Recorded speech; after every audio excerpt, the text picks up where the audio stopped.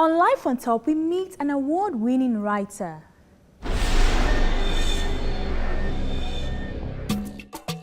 African female authors have come a long way from the 60s when they were hardly acknowledged as serious writers to these present times when their works have steadily risen in quantity and quality. These writers are redefining womanhood, providing new visions and reshaping the representations of African women in fiction. One of such female writers is Sefi Atta, a chartered accountant turned writer. I was competent as an accountant, but I was never really interested in looking after other people's money, and I was writing part-time. I was more interested in that. So when I got to Mississippi and found myself out of work for the first time in my adult life, I thought, why not try this? Why not do this for a short while? And I haven't stopped writing since. Starting up as a writer was initially challenging. I questioned myself the most, whether I would be able to make that transition. But the passion I had for writing was so much. I'd get up every morning, I'd be so excited about the next day. I never felt that way as an accountant, And so it made sense to me that this is what I'm going to be doing for the rest of my life. But of course you have your fears. I was used to receiving a regular paycheck, and for once in my life I was doing speculative work, which meant that I may not get paid at the end of the day. It was very terrifying for me. Sefi often gets into trouble with friends as she draws her inspirations from stories they've told her, among other things. Lagos inspires me, women inspire me. Oddly enough, I say this as a joke, that I'm basically a village gossip, but I'm not really, because there's so much work that goes into it. But the stories that are passed to me, I feel the need to pass them on to other people, and that's basically what I do. So sometimes I have works that resemble the gist that my friends have given me. And then I run into trouble because people think, oh, she's writing about me. But no, I'm not really writing about anyone in particular. I'm taking in all their stories and then transforming them into mine. She talks about her books with so much passion. Not to be cliched about it, they almost feel like children. I wouldn't compare them to my own little child. But in the sense that you love them for their different personalities. And even the difficulties that you had, So for instance, Everything Good Will Come was my most earnest book. I was naive when I was writing it, and I feel that when I read it, reread it, or sections of it. Swallow was my most whimsical. And again, I appreciate it for that. News from Home, which was initially published as Lawless, was my most muscular and most macho book. And I appreciate it for that, for getting into the heads of the male characters. And my latest book, A Bit of Difference, I would say I've drawn more my life than I've done in any other book.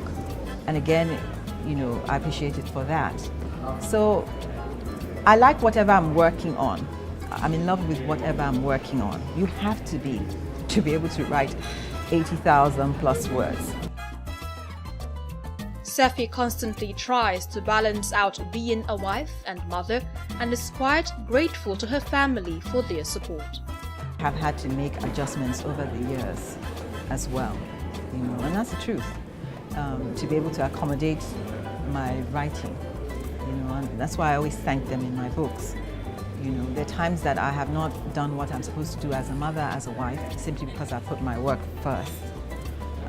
And they've been very nice to me, I have to say, very forgiving of me, and it's great. She counters the general belief that African women are victims. I've never accepted that the literary marketplace will value me less. I value myself as an African woman, and I continue to work. Whether they choose to listen to me or not, that's their problem. I'm not voiceless. I'm not voiceless in Nigeria. So, and that's how I define myself. We are not the victims that they make us out to be.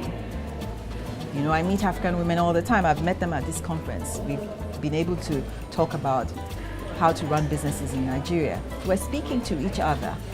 And the question is, voiceless to whom? Voiceless to whom?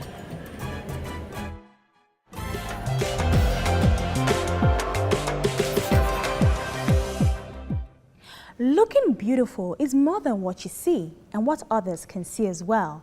On Trends, we find out all that there is to being beautiful on the inside as well as the outside. Women sure love to look good, but then why shouldn't they? But to look good entails a lot more than what we see on the outside. It is the state of feeling good on the inside and radiating it on the outside. Inward beauty, outward radiance. This was the theme of the recent gathering by a female movement focused on educating women on the importance of looking good on the inside as well as on the outside. In attendance were women all eager to contribute as well as learn from the different presentations and discussions. Most people, when they do this, the importance is The founder, Nike Owolabi, shares her thoughts on the purpose and likely impact of the event on the women. Well, I hope that they will be able to walk away with a lot of information because we discuss on the total well-being of the woman, and our aim is to achieve the balance between the inner beauty and the outward beauty. So there's a lot of information. We also hope that they would network, which could also be a business opportunity for some of them. We also hope to just relax and have fun. Lots of issues were lined up for discussion. First of all was weight loss. Wonder what part of the body women yearn to lose weight in the most. Tummy. It's the tummy.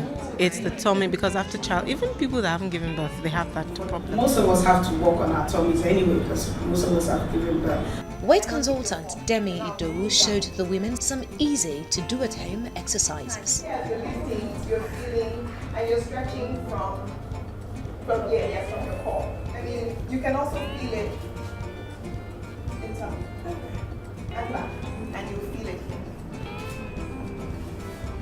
You'll actually go down. You're stretching this muscle back here. So you can do squats. Side ones work that part and kind of help you. And then if you stand against a wall, you can actually go all the way down. If you go this way, you're working this. If you open your legs, you're working here. One can talk about looking good without talking about health, says Modupe Tobin, a medical practitioner. Modupe gave the women a few tips to staying healthy. Possibly you have never tasted sugar before and you have diabetes because it's about insulin. And most of the things we eat end up being converted to blood glucose. That's why we call it disease of sugar. We are not saying don't eat rice, but let's say be small quantity. How would you use a small quantity? We say use a fist. Let's say this is your fist. Let the rice be like this fist, then you put beans, you put vegetable. You will feel up. She dispelled some misconceptions about eating right. If you eat frequently, like every 4 hours, or little meals, you are not likely to be fat. You are not likely to gain weight. Compared to you eat a large meal now and you stay hungry till evening, you now eat. That's why people say that you're always eating and you're not getting fat because they are doing it the right way. More topics on the menu were building your self-esteem, shopping right to save costs, and making up the right way. There's several things that we go through in life, but the ability for you to be on top of those things and still remain happy. Marital issues, career issues, ambitions, financial issues, businesses, think of it. Parental issues, but the ability to look at all of these things that you have to face in life and still stay on top of things and decide to be happy. And that is why people say that happiness is a state of decision. You decide. Some of the attendees react to the event. It's a very good event, really, because you have topics that touch on a lot of things. And it's insightful. It gives you get to meet different people, you get to meet real people. To look good, you've got to feel good.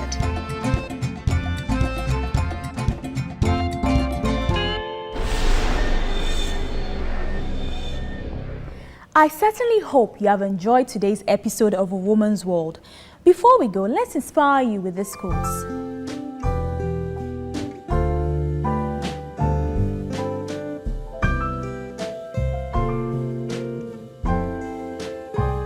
A Woman's World has a message for you.